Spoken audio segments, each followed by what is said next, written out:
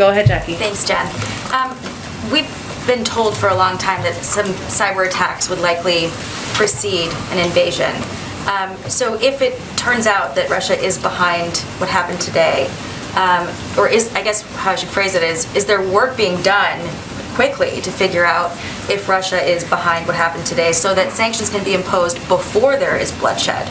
Or is the calculus still sort of centering on force on force or some passing over the Sure. Well, we are constantly doing those assessments, and certainly as any cyber attack happens, that is certainly a process that happens behind the scenes and that our intelligence community and our national security community undertakes, as it would be in this case as well. I would note, though, as it relates to sanctions, one, there's a range of means that we could respond, both seen and unseen, to a cyber attack or any other attack, and the president has the purview to do whatever he chooses in that regard. But our view remains that the crippling package of sanctions is an effective deterrent. So if you do that all in advance, what is to stop them from moving forward? Now, that may be a different of policy issue, different as of opinion, I should say, on policy issues with some in Congress, and that's okay, but that is our view from the administration. And then this may or may not be related at all, but is there any information on what caused the power outage on the North Lawn? I mean, every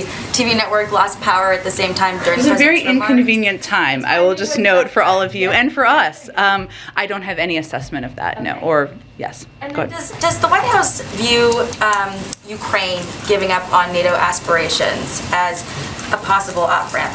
Understand that the president has said, the administration has said over and over that NATO members would not encourage or would not give up that ability for someone else to join, but they do have a long way to go.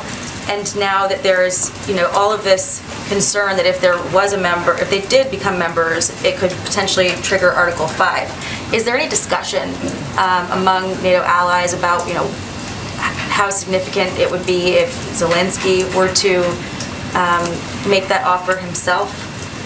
Well, we have not raised that from the United States. And again, I would reiterate what I said a little bit earlier, which is that our position is that we are not going to pressure Ukraine or any country to join or not join an alliance, that it is nations have the right to sovereignty and territorial integrity, and that's a choice for them to make.